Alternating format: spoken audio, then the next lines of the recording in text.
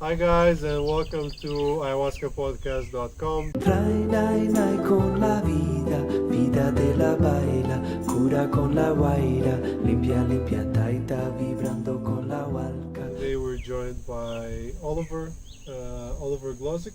Yes. Oliver is he runs an ayahuasca retreat called Guacamayo, also here in the vicinity of Medellin, Colombia. Me, myself, as always, Sam Believe from La Guaira Retreat. This is where we're filming from right now, as you can probably see the beautiful view behind us. So in this episode, we're going to talk about ayahuasca, but from the point of view of a facilitator, because not a lot of people focus on that, and a lot of people ask us questions about how it is running an ayahuasca retreat. How do you do to talk to so many people and the stories and so forth. So today we're going to shed some light on that, and hopefully you'll enjoy it. And welcome to Ayahuasca Podcast, guys. Oliver, welcome. Thank you very much. Introduce yourself. Where are you from? Why are you here? What brought you here? Well, I've been living in Colombia for 2 years now. I was born and raised in Germany, and both my parents are Hungarian. And yes, we're looking forward to this episode.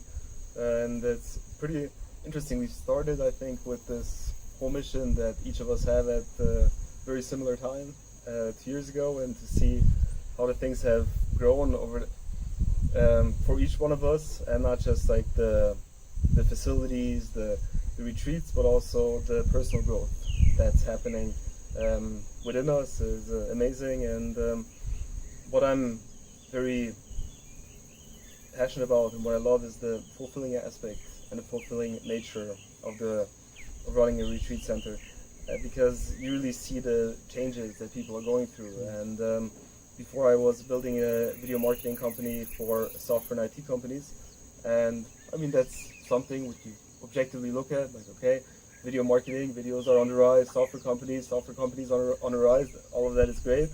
But for me, it was mostly money motivated, and there's nothing wrong with making a lot of money or wanting to make a lot of money, but if that's the main motivation for you to do something, there's going to be there's more to life. And also you will never have that level of enthusiasm, excitement, passion, that extra bit, if that's your main motivation. And I started my ayahuasca journey in Germany, and now I'm happy that where the journey developed.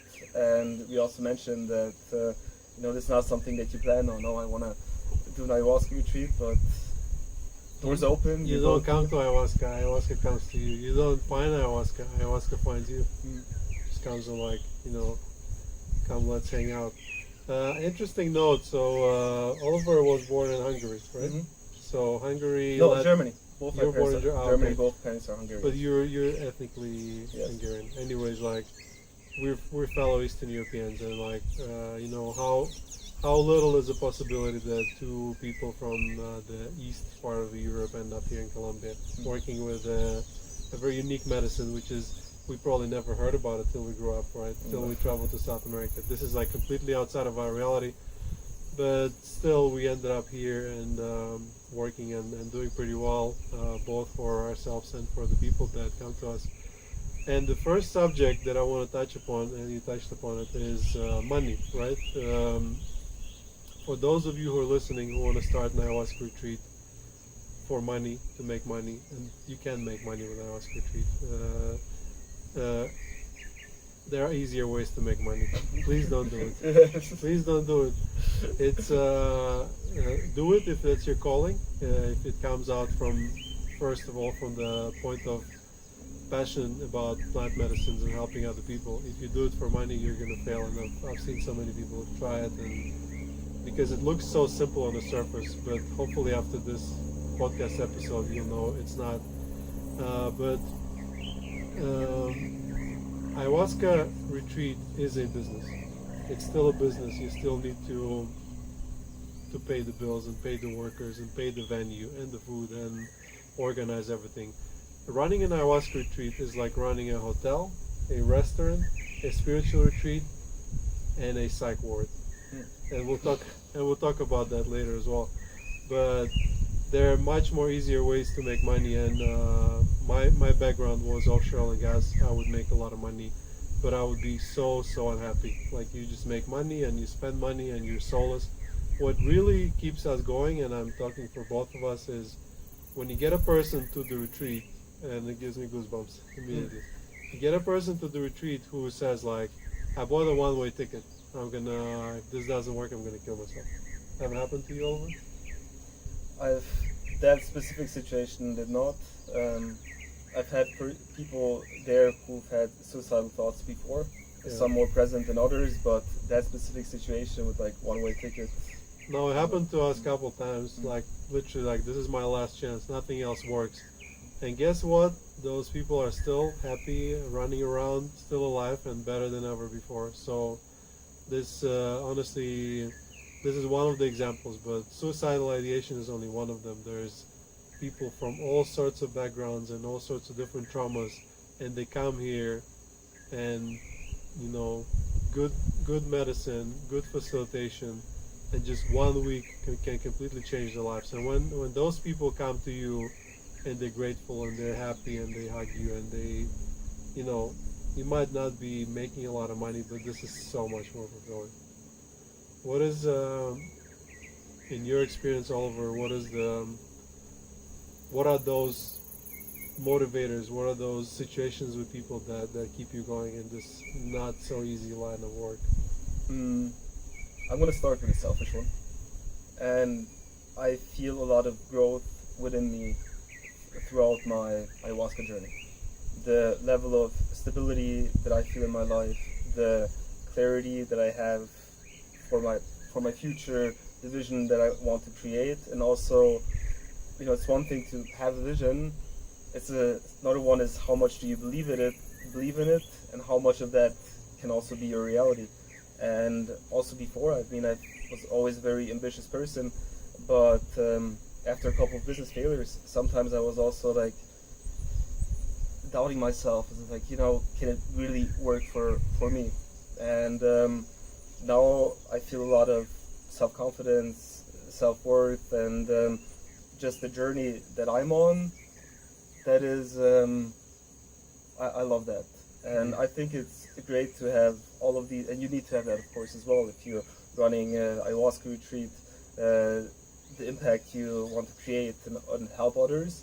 I also think it's good to maintain certain goals for yourself as well, because if you just live for other people, you're gonna burn out.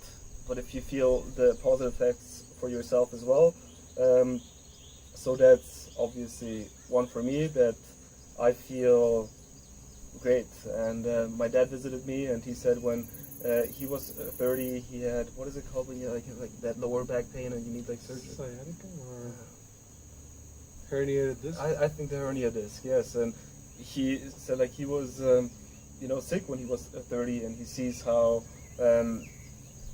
much energy I have, the way I carry myself. My mom, I didn't tell her, my parents, in the beginning when I went on this ayahuasca journey. After about 4 months, my mom noticed my eyes were a lot brighter and my smile was coming back, and that's what moms care about. So the best way to advertise ayahuasca is to do it yourself, and when people notice and ask you like, what the hell is that you doing to yourself? So that living a good life for myself. We also talked about being self-sustainable, about the solar panels, eating good food, living in nature. I mean, I couldn't imagine living in a city again after having so much beautiful nature around you. And if you live in a city, there's a lot of confusion, always somewhere to go. And if there's nature, there's so much harmony. And when there's harmony outside of you, there's harmony inside of you as well. So starting an ayahuasca retreat and being a facilitator or a founder, it's kind of like putting yourself in a position where you have no choice but heal. Like, you surround yourself with constant people who are growing. You surround yourself with word circles, sharing circles, medicine. And even sometimes, let's be realistic, life happens and you get distracted and you are carried away to another less fruitful direction. But then because of that container you created for other people, you are in it yourself, and you get constantly put back to healing, put back to healing. That happens to me all the time. Sometimes I get distracted to the business side of it, right? We're building some cabins now, and you need to buy material, and then the guy wants to charge you more money, and it's constant. It's business, right? Running an ayahuasca retreat, you can hide it.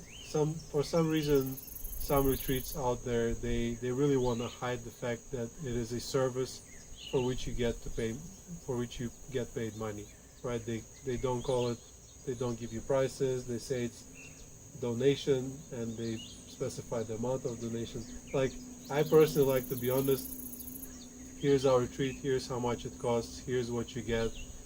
It is a business, people need to get paid. But there, as a facilitator, you're walking that fine line when your one leg is in a spiritual space where you really want to help people and you want to heal the world, and the other hand is like, how are you going to pay the bills and pay all the workers and pay for all the improvements you want to do? It's extremely difficult balance, but you have to be open, and like, I like to be open and just say like, yeah, this is a business and it's a very difficult one. And you said something about like being selfish, right? Which is, I'm sure you're not selfish, but still, for some reason in this field of work there exists this misconception that people who work in the healing space don't deserve to get paid. It's kind of like, somebody goes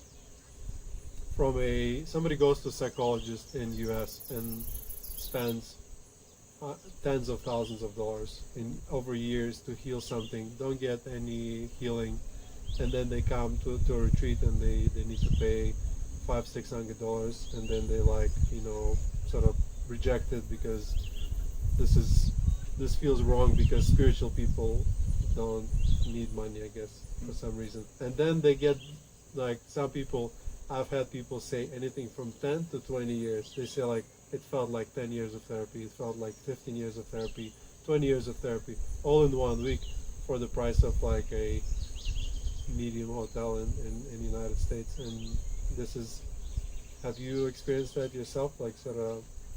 I can tell an interesting story. Stories are the best. Actually said that to Mama Concha, the indigenous elder that I'm working with as well, that, this is healing work and you shouldn't charge money for that and all that kind of stuff. And she got pretty angry at it, and I gave her like an ayahuasca wine and said, like, if you want to, you can eat it or do whatever with it, because even before our work starts, there's so much work before that comes into it. Like, the plant needs to be planted, cared for, the process of cooking the ayahuasca, carrying the heavy logs, multiple days. They have to pay their workers. They have to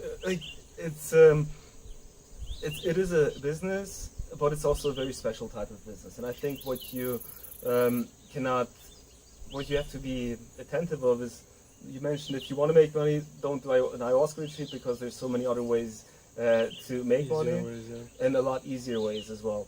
And I noticed that, let's say, a successful entrepreneur comes to ayahuasca and receives a lot of healing. And then he or she is like, okay, I want to create an ayahuasca retreat myself. And because they have that business background, they're like, okay, I can do this. And then they start. And I think that's where some of the traps are more present, because they use the ways they built their business into an ayahuasca retreat. And it's still also, I like to say, participants, but in reality, the people who come to a retreat on a level are also patients, because they are suffering emotionally. They have things that they carry with them. And if you only think very coldly, okay, what is my lead cost per lead? How many people do I need to talk to? What's the customer lifetime value? All that kind of stuff. And you're just like too focused on that. People feel that. Yeah. And you don't want that. And of course, it's still a business. You need to know what you're doing and also run your numbers, all that kind of stuff. But the most important is that people feel understood. They feel cared for. When they come, they feel an open heart. They're greeted. They all feel that kind of- loved. yes, and they come here as a person and not as a client.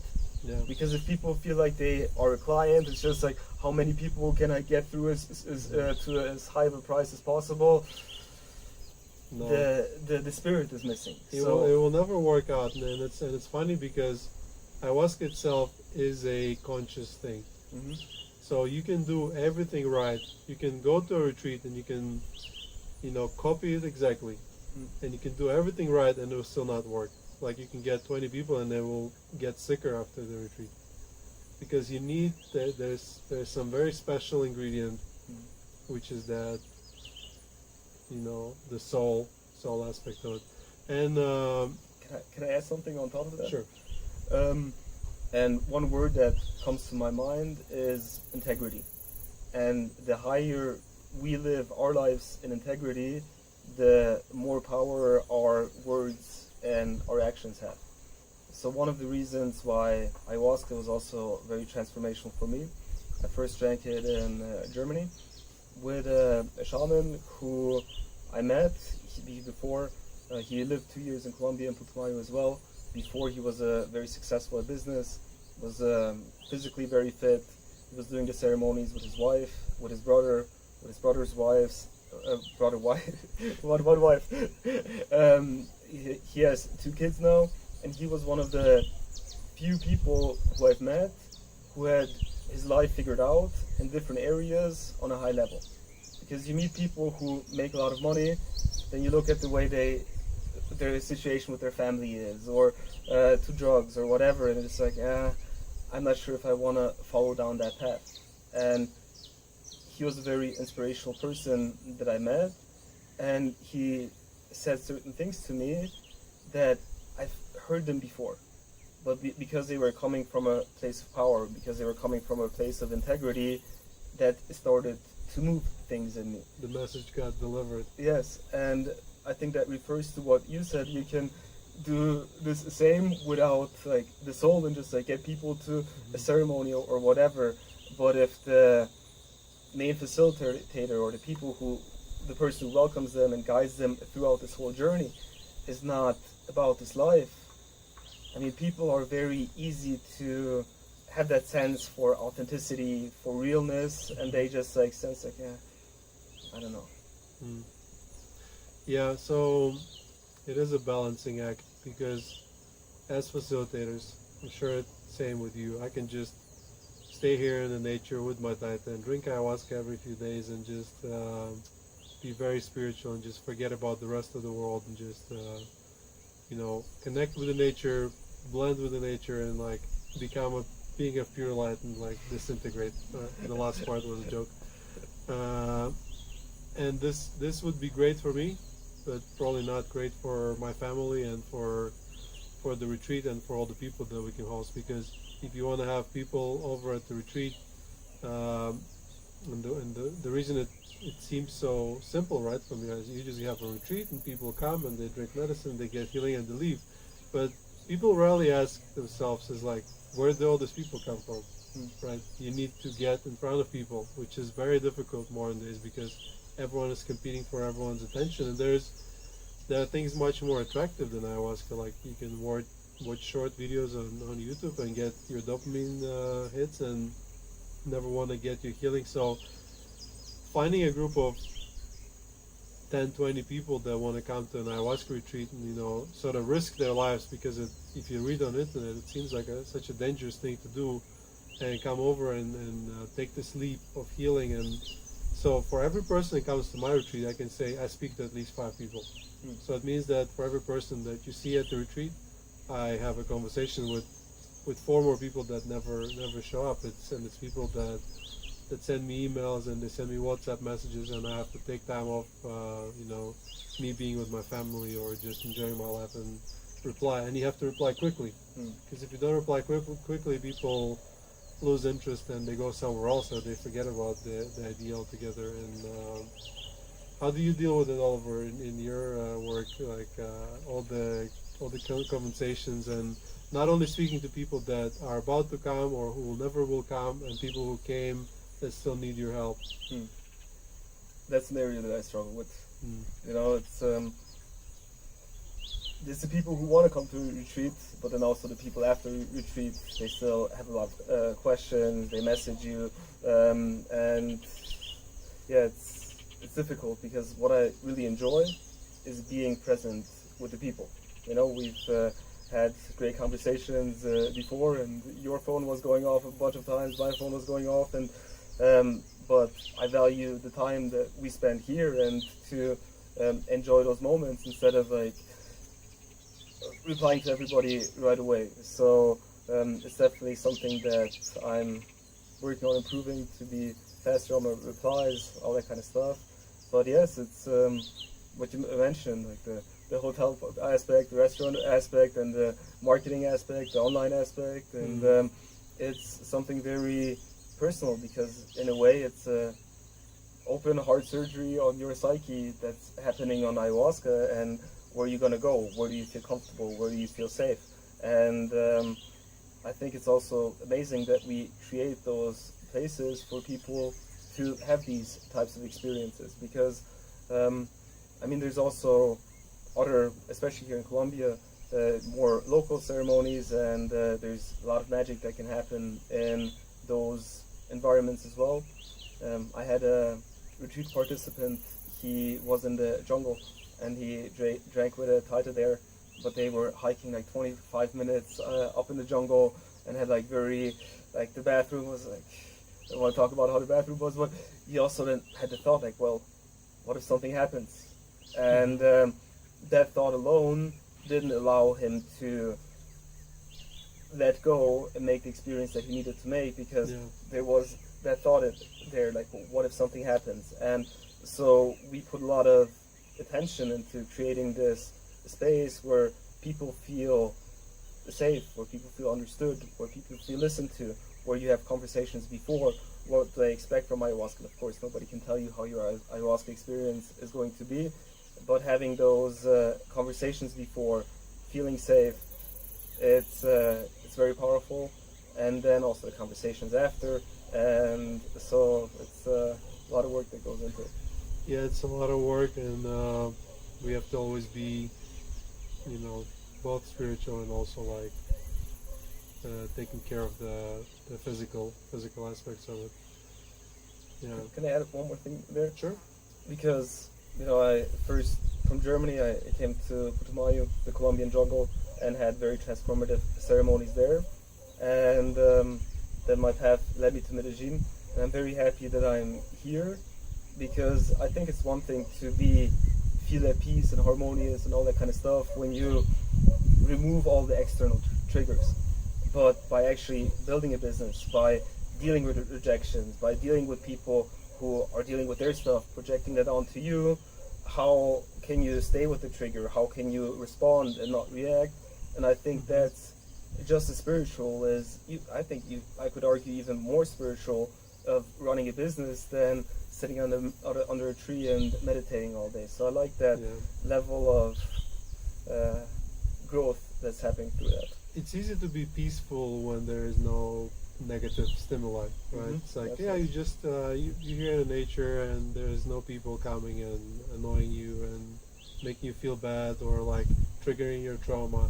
And then you can, of course, everyone can feel spiritual, but the real spirituality comes through when there are issues and you're still withstanding them and striving under that environment. But something you said about nature as well, right? Once again, it's a balancing act. It's kind of like if you see behind us, there's a lot of nature, right? But we're kind of in the countryside. We're not in the jungle, which means that there's a hospital 5 minutes away, but you're still surrounded by nature, which is important. But still, there's these commodities, and you can go and take a bus and go to Medellin. You don't need to hike for 3 days and take a boat and then a horse, and then so it's finding that balance between nature and civilization. It's finding that balance between spirituality and business. It's also finding balance between helping others grow and like focusing on your own growth. Life is a balancing act, right? And this kind of shows it so clearly. as facilitators, we do have one perk, which is ayahuasca itself. Like you can get a which happens really really rarely, but you can get a very unhappy, ungrateful person that for some reason resists their healing with ayahuasca while at your retreat. It happens to us extremely rarely, but when it does, you can get 100 5-star reviews, but that one star review will hurt more than the 500 5-star reviews will. It's kind of, I don't know why my brain personally works that way, but it's always like focusing on fixing the problem. And then let's say life kicked you down and things happened and problems and people, and then you just drink ayahuasca. You drink ayahuasca and it puts you back on your track. It sort of pats you on the back and tells you this is the way you go, and like I'm here to help you and you're on the right path. And it doesn't make all your problems go away, but it changes your attitude to your problems when they don't seem that big. So that's an unfair advantage of being an ayahuasca facilitator, because you, first of all, you put yourself in a position where you have no choice but heal. Because even if you don't drink ayahuasca yourself, but you participate in word circles and you hear other people's story, some of them they really appeal to you because they show you something about your life, and you can't help it but grow. It's like you do word circles at your retreat as well, Absolutely. right? Mm-hmm. What do you think about that concept altogether, and what do you think about the sheer enormous amount of wisdom that just comes out of those? I love it. I think it's very important. Also, one thing that I like to tell people is for the indigenous, they believe the the message that comes through them through the ayahuasca is a secret that is just revealed to them, and so they don't share their ayahuasca ceremonies. But then I also say you have a different level of connection with ayahuasca if you grow up in the Amazon and if you're indigenous than when you're a software developer drinking ayahuasca for the first time. But keep that in mind. Do not share your ayahuasca ceremony with the whole world, because most people will not understand.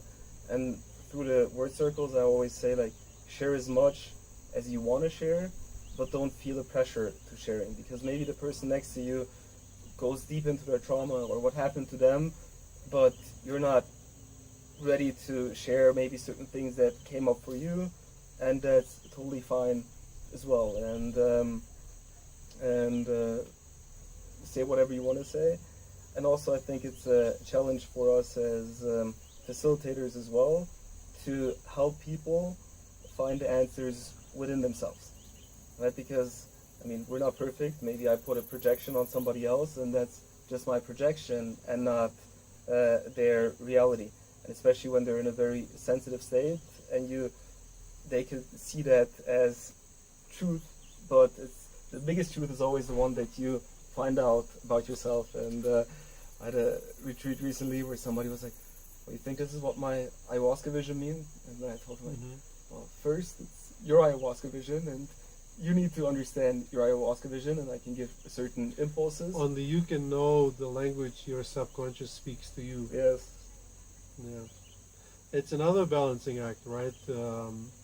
As Oliver said, some indigenous communities might not like the word circles, right? So we also try and find balance between sort of Western approach to integration and healing, and psychology in general, while using those plants. So it's kind of like a lot of times in the ceremony, right? You could have a taita that can say, men drink first and women drink second, and you're like, well, that's kind of uncomfortable for you as a facilitator to explain to people, and he will say, like, that's what my granddad told me. And you're like, how do you breach that line between two diametrically opposite things? And it's kind of like trying to please all of them, and it's like, as a facility, you're constantly like balancing, trying to make everyone comfortable, and also I lost my train of thought. I can add one more thing, something that happened at a retreat this year. So I also do holotropic breathwork sessions before the ceremonies, like not right before the ceremony, but the day of the ceremony. And I also told the people that I will have some friends coming over for the ice bath that we do after the holotropic breathwork. And so we were just finishing up the breathwork session, and then a friend came, and I asked her if she can do some cleaning with Palo Santo to the people. And I also did it throughout, like she did it to like one side of the room, I did it to the other side of the room, and one person opened her eyes, or his eyes, and then he saw somebody that he never saw before, like being somewhat close to him with the Palo Santo, and he was like, didn't like that, let's put it that way. And later I heard through that he wasn't too happy about the situation. Like he said, like, oh, I didn't like that people came for the ice bath and all that kind of stuff. And I was like thinking, like, first reaction that came up for me, I shared that before the retreat, that people will be coming for an ice bath, and it wasn't a problem, and now it's this problem, and like, oh, why does he need to be so sensitive and all that kind of stuff. That was like a very quick thing that came up for me. And then I meditated on that a bit, and then I was like, well, he was in a very sensitive state, and in that sensitive state, somebody who he never seen before was doing, with Palo Santo. It's not like as close as like you and I, for example, but I could then see that threw him off, and I had trust to that person, but he hasn't established that trust, so I could see why he felt the way that he felt. And later I also went to him, had a conversation, resolved the issue, and I think it's not just like for us as facilitators, but for any time in life when you have that very quick reaction and also like blame it on somebody else, also take a step back, see what mistakes or what some of your actions led to that outcome, and fix those. And we mentioned that, we are humans as well, and we do make mistakes too. That's another balancing act, right? You need to know people are sensitive, and you're trying to be yourself while needing to understand that some people are extra sensitive. It happened to me a few days ago at the last retreat. One lady was leaving earlier. I came to her room to organize her a taxi, but she was in a dark room in a bed in the corner. And I closed the door behind me because it was a ceremony time. It was a day ceremony, and I wanted to talk to her about organizing her taxi. But a girl outside of the ceremony space who was abused, she lived that same situation when there was a big guy entering a room, closing the door behind him, dark room, and it triggered a lot of stuff in her. So it's like, obviously it's hard for me to know that, or like, because I've never lived that situation before, but we need to be so conscious beyond our own field of vision to be like extra careful. So like running an ayahuasca retreat is a huge balancing act, and you're always walking on, how do you call it, like eggshells. Walking on eggshells. You can, if you make a little too much noise, it might trigger somebody. If you sometimes just your presence alone, and this happened to me once, and this was really uncomfortable.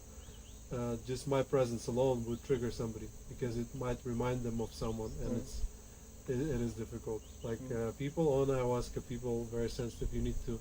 Sometimes the best thing you can do is just not be around. Like you just have to observe from a distance. Like somebody might be having a difficult time in the ceremony, and you have to know how to approach them. Because if you come from them from the back and you might pat them on the shoulder, it might trigger some memory from them being attacked or something like that, and they can run and start screaming. I remember the thought that I asked about the word circle subject is that I think indigenous people in some communities, they don't need word circles because they have an unfair advantage of actually having a complete, full functioning family system. Meaning that after the ceremony, they don't need a word circle with a bunch of people they just met. They go back to their family and they talk to them. They talk to their grandparents, their parents, because their families are still united. And it's not shaped as a circle, but they will be able to share and integrate their experience through those conversations. And we as Western society, a lot of times we don't have those safety nets to fall into. So that's why as a responsible retreat facilitators and operators, we need to provide people with that support. And I like to say the best way to make friends as an adult is to go out to an ayahuasca retreat, because you come to this place of healing, you meet with 15, 20 strangers who also are ready for their healing. They will be here for themselves, but they'll be here for you, and you will be there for them. And you will not imagine how much people can bond within just 1 week. We get groups of people that met a year ago. We still get photos. We create those WhatsApp groups, and we still have photos of those people traveling together, doing cool things together. And whenever somebody has a problem, they write to the group, and everyone supports them, and it's just amazing. Have you experienced that in your work as well? I think that's very amazing about those friendships that form throughout an ayahuasca retreat, because in a way the walls are down, right? If I meet somebody when I go bowling or wherever, you don't talk about the stuff that you talk about in ayahuasca retreat. Yeah, it's like, how are you? I'm okay. Yeah, that's about it. Yes, and there you're like, no, actually, like these things are going on in my life, and then like, yeah, in some ways for me too, and then you connect on those topics. And I like to tell people to drop the mask, be yourself as much as you can. Just be yourself. Imperfect people connect with imperfect people, and it's not about how many employees you have or how much money you make or this, that, or or whatever, because we're all humans looking to make this experience, or looking to heal, looking to grow. And I think it's actually pretty fascinating to think about. There's a group of 10, 15, 20 people coming together from all different walks of life, different age groups, and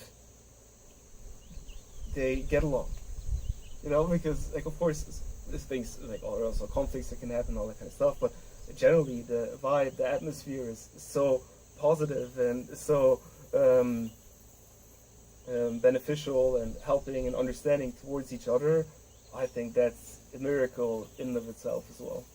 Yeah, because in the end of the day, if you remove all the fluff and all the conditioning, we are all human, we are all connected, which is clearly seen with the medicine. You feel like part of each other, and we all love each other when you take away the fluff. And it's difficult sometimes because people might hurt you, but ayahuasca does really help to connect with it. And I think the key, and that's what you said,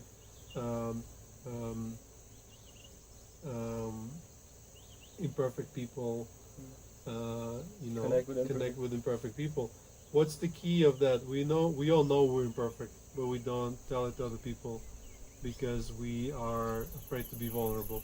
So without being vulnerable, you can't break down those walls and establish real new connections. So it's like creating that culture in the retreat when people can start sharing. And there could be a person that would normally be offended by some other person, and then now they accept them because they feel that there's something beyond that. They're like, it's levels deeper than what we used to. And instead of having good morning, nice weather, how are you kind of conversations, you start noticing that as the retreat progresses, conversations get deeper and deeper and deeper, till the point where there's literally no shallow conversation, and people can start like good morning, I just dreamt about some trauma, and like they just start talking about it. It goes very deep. And I've noticed that, I would say, at an ayahuasca retreat, more than half of the healing comes from group and people themselves.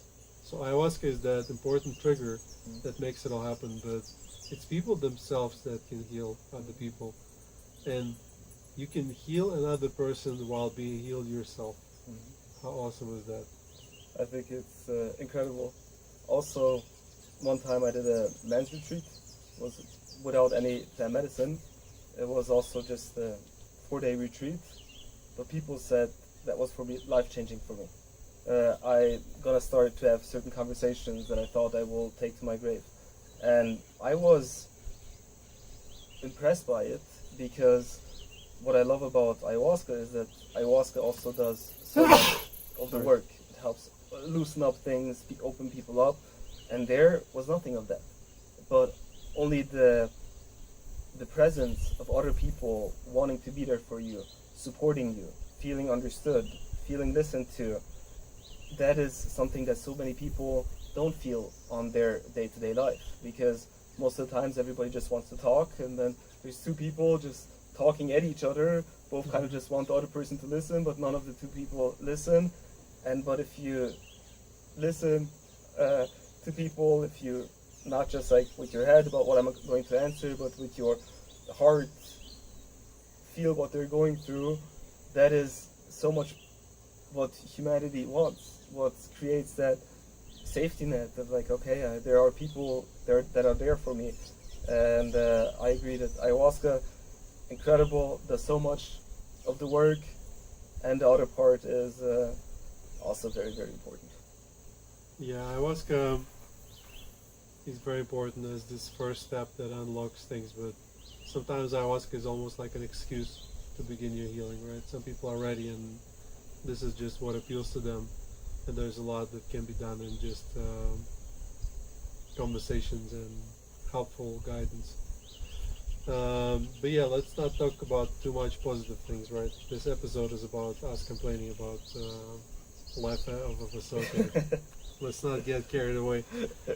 Yeah, guys, whether you come to my retreat or Oliver's retreat or some other retreat, don't forget that the facilitator and the shaman and everyone that runs the retreat has this concept of wounded healing, wounded healer.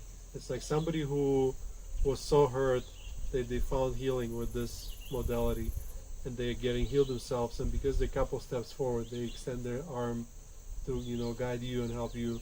And don't forget that we're all humans, and some things can't be perfect, but always try and focus on the fact that we open our spaces, our hearts for the healing and you know, this transformation for other people to partake, and we take a huge amount of joy and gratitude from those healing experiences.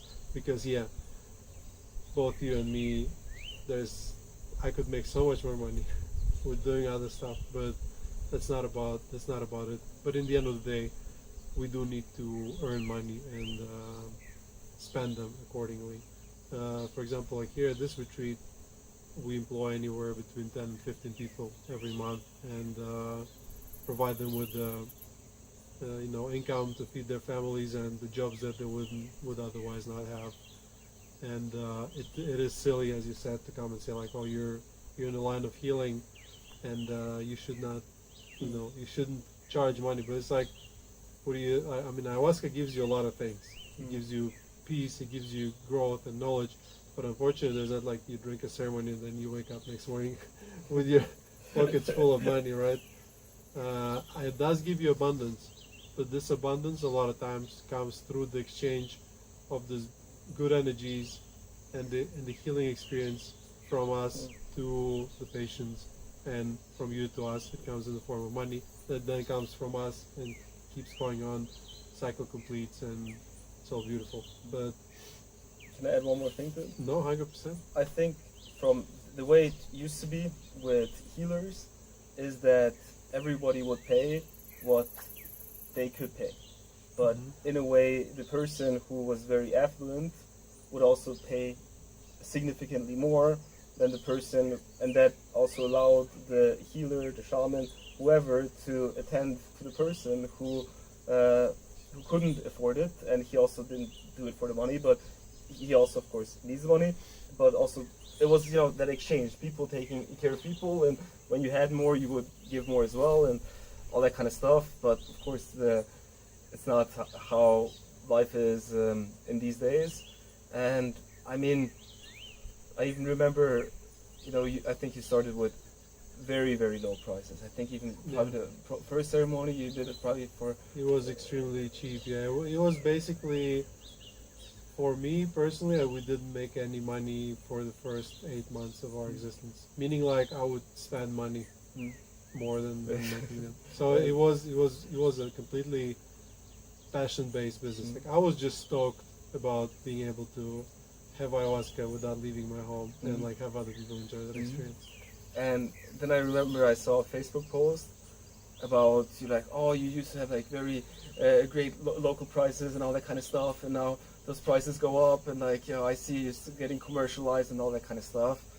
It's like, come on, man. Because also for us to create these spaces, it takes a lot of energy and resources as well for people to enjoy the place and to run a business. And everybody who's run a business, for them they understand it. For people who have not run a business, it's not as easy to understand, but there's a lot of, you know, like, you need to have a first aid kit there. You need to have so many other things that you don't even think about when you first think, okay, I'll just have some people over, get the title there, he shares some ayahuasca. Yeah. Okay, that's one thing, but if you didn't do that professionally, then if you start thinking... He really likes you. Must be sweet. Yeah. And then then you talk about hosting, the microphone, the camera, and it just like the keeps music and the food. Instruments. You need to buy food for one week in advance, and you need to have 4 fridges, and you need to plan the menus, and you need to get a bus to bring people here. You need everyone to come to the pickup spot at the right time. And if you think about it, what if for 2 months the retreat slows down? Yeah. And not a lot of people come. If you think about it, you would want the retreat center to also have money saved up, so that doesn't mean it's they don't get the retreat is gonna die off, and all the important work that we are doing stops as well. So in a way, I think it is paradoxical, right? Somebody can go to an expensive restaurant and just throw out a couple $100 and be like, you know, that's just whatever.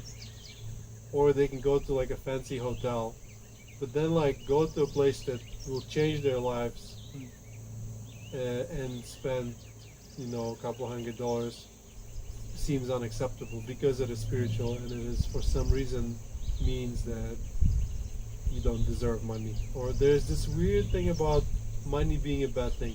What money is energy, right? Let's say we go back 5,000 years ago, there's no money. You have a cow and I have ayahuasca, right? You come, you get your healing, you give me a cow, right? You don't have a cow. And everyone just gives what they want, but money is energy. You give us this energy, we give you another form of energy in your healing, which ends up making you even more money, because as a healthy individual, you lose all those blockages that stop you from being successful, and you progress more, and it makes the world a better place, and like so and so. But for some reason, there is this stigma about like, no, I don't say anything about ayahuasca retreats that charge $5,000+ for a week.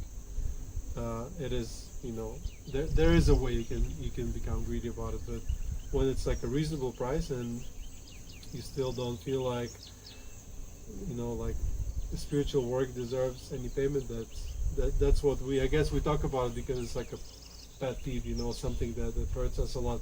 But regarding on the work subject of it, it is absolutely the most difficult job I've ever had in my life. But at the same time, it's a job I enjoyed the most than any other jobs that I had before in my life. But it comes to a point where I work when I sleep.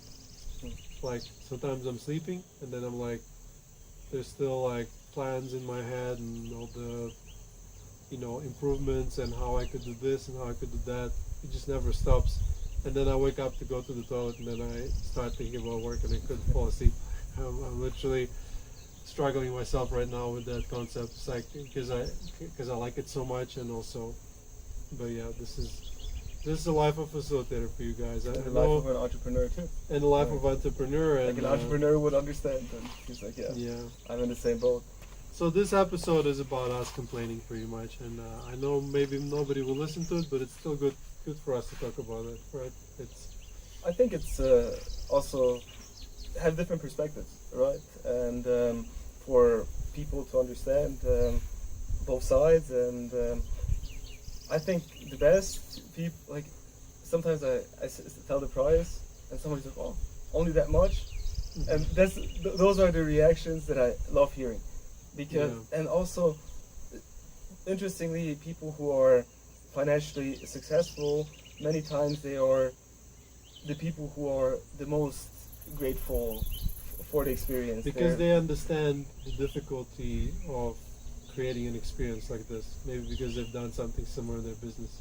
And also in the end it goes back to self-responsibility as well, you know, that just because you come here for 1 week retreat doesn't mean that all of your problems will go away, doesn't mean that you need to be healed, doesn't mean that everything needs to be perfect, but they're gonna, where you go, they're gonna create something and it's gonna help you take the next step in your Let's life. talk about that a little bit, about managing expectations. Yes. There's the retreat begins and you've done everything right, and you got 20 people to commit and you got them all to come on the bus pickup spot at the right time, and they're now at your retreat. Now you get 20 individuals with 20 completely different life stories and issues, and they all want to be fixed.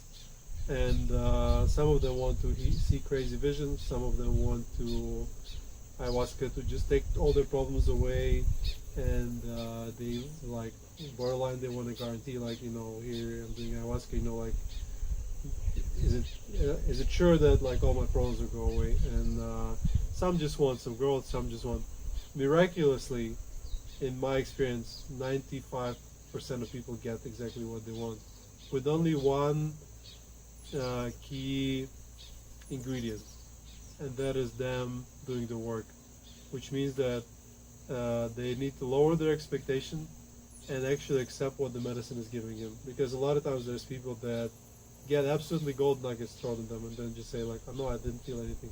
No, this is not what I want. Because ayahuasca will never give you what you want, but it will always give you what you need. Yes. Yeah, so how do you deal with unrealistic expectations in your work, Oliver? I think the most frustrating thing also as facilitators is when people don't connect easily with the medicine. Also that's why we do longer retreats, at least with 2 ceremonies or 4 ceremonies, because if you have one night of ceremony and you then put all that expectation, everything needs to happen that one night, is, you know, you put also the experience in a bit of a box and all that kind of stuff. But the longer you stay at the retreat, the more things are allowed to develop as well. And you know, I always tell people, I cannot tell you how your experience is going to be like. I can tell you that we'll take care of you, that you'll be safe, and one of the biggest things is, most important is, how are you living your life after the retreat? And the indigenous are also saying, don't just look for the immediate effect of the ayahuasca, but the things that happen after. And I know you have many magnificent stories, and I want to share a couple as well. So there was a person that came to the retreat, and his intention was to feel unconditional love, and he didn't get to feel that in his ayahuasca ceremony. He was disappointed, but 2 months later, he's now becoming a dad. He's gonna know how unconditional love feels like, and of course it's also difficult to say, is he now becoming a dad because he drank ayahuasca with that intention and all that kind of stuff, but I'm sure you've experienced many of those mystical, magical... Be careful with your intention, guys. synchronicities as well. Another time, somebody came to retreat. First day he got back to his job, he got fired. And you know, of course, that's not something that anybody is looking forward to experience. But then you have to be honest with yourself. How much did I like my job? How much did my boss value me? Could I creatively express myself, or was I really limited into a box? And then when you purge a lot through ayahuasca, you move a lot of energies, and then things start to change in your life. And then do you keep on knocking back on the door that closed, or do you maintain that level of trust and confidence and move forward that something else better is coming my way? He ended up working for a different company where he could work remotely. He only just had to work half as much, was making the same amount of money. So things turned out to be very good for him. But it required him, when those difficult things came up after the retreat, to maintain that level of trust, confidence. And that's the difficult time, to maintain the trust and the confidence. When things are going well, it's easy to be that. But if things are going tough, and maintain that. So I would say, I've recently heard this analogy, which is really good. It's like growth is painful, and everything in life to grow requires pain. It's like, when a crab wants to become a bigger crab, it needs to like take his shell off and like grow a new one and become vulnerable. It's like growth requires pain and this vulnerability. And it's like, let's say he's sometimes a relationship is falling apart and you're grabbing to it, and it's not for you, and you're still grabbing for it, and you're just losing your time, instead of just accepting and maybe another opportunity would result, which will be better. It's like, it's almost us ourselves pushing away good things in our lives because of some weird sort of attachment thing, like, oh, I can't be fired because why? Because my ego, right? But then it's like, getting fired was the best thing that could ever happen to that guy. So it's so interesting, no? How the healing doesn't come as you expect it. It's not gonna be like you just stand there and then a ray of golden light will hit you and all your problems will go away forever. Forever. It comes in a sometimes the healing comes in the form of a slap. Like somebody slaps you. I mean, not physically, but it can be something that happens to you that's completely puts you out of balance and is completely offensive, but it then results in something awesome. Makes you have to move, right? Yeah, and you need to understand, you need to learn, and you need to start to listen to these cues that the universe provides you. The universe, the God, the plant spirit, whatever is more comfortable for you to believe in, it just guides you in the form of those. It's not always in the form of like a gentle pushes. Sometimes it's slaps and kicks. Yeah. But listen to it. Listen when it comes to you, and we don't necessarily always know what's good for us, and sometimes plant medicines can help understand. Yes, and I'm so grateful for ayahuasca, because I feel like what ayahuasca is really good at is making those emotional shifts. It's one thing to understand it with your head, like, oh yeah, it's okay, that relationship was gone and I learned something from it. It's another thing to emotionally move on from it, or anything that happened to you. And ayahuasca can really deliver those shifts. And then also after is very important, because you might notice, because that neural pathway is like, you fall back into it, but then you also, then becomes a decision. Like, do I want to keep subscribing to my victim story and keep reliving that, or now that I got this emotional impact, do I start going on different directions as well? At least you get that flexibility and choice. You get because the choice. Actually ayahuasca, from like medicine perspective, does give you the flexibility. It's proven, by science. Psychedelics in general allow you to do that. And I think I don't want to hate on Bufo right now, but I think it's like, sometimes I feel like people who are really looking for that next level experience are sometimes more drawn to Bufo, and it takes you from 0 to 100, whereas with ayahuasca you have to work through the things, and however much you work through it, it doesn't just depend on the plant, it also depends on your willingness to go through it. For example, we have in the tradition of Sibundoy, of the Kamsabia, Mama Concha, they have this purgative, it's called Azuvas Toto. And you drink it, and it's like 6 to 8 hours, you vomit between 3 to 5 times, you have to go to the bathroom 10 to 15. I've done it with her. Yeah. And after that, you'll connect with ayahuasca. But some people are like, oh no, I don't want to take it. It's like, Well, are you ready to do what's necessary? Oh no, my stomach is hurting. I'm not sure if I want to drink another cup. Well, take the next step if you really want that step. So I think the expectation thing is not that big of a topic for me with the participants because of the conversations we're having before the retreat and in the retreat about those expectations as well. But it's not a. It requires you to work on it, and it's gonna come most likely in different ways than you expected. But the doors open up, energy will be freed up, and then it's up to you where you take that energy. Okay. So I think we can wrap up on our conversation about facilitators' life. I hope it was interesting to you guys, and I know some of you might have been curious about certain aspects of a life as a facilitator and on ayahuasca in general.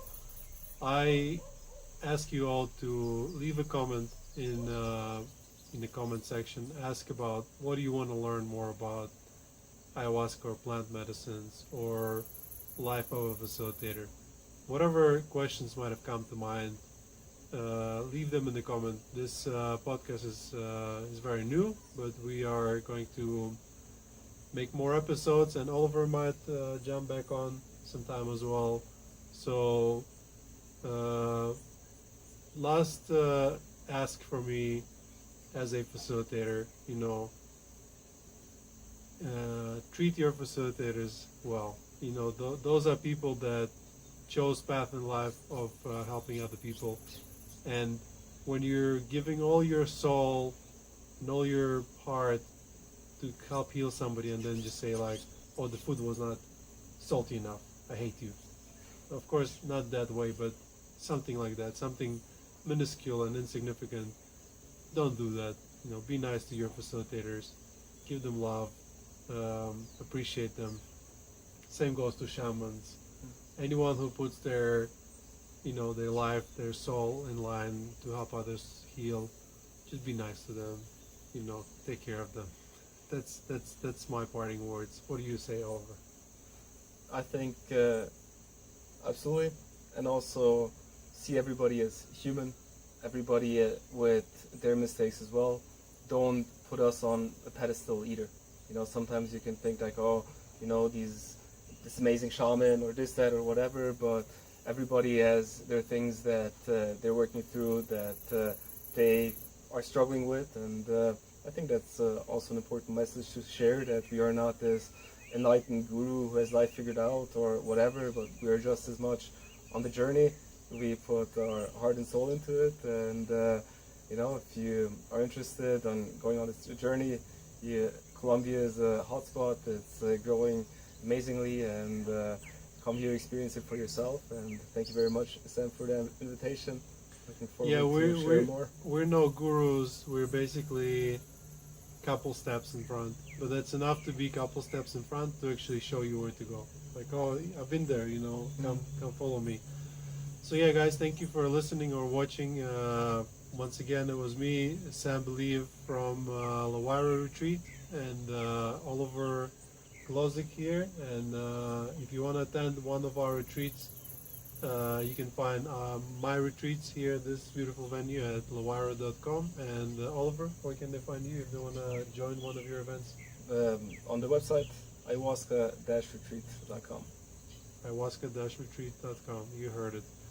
Thank you, guys. Thank you for listening, and I'm looking forward to seeing you in the next episode. Trae nai con la vida, vida de la baila, cura con la guaira, limpia taita.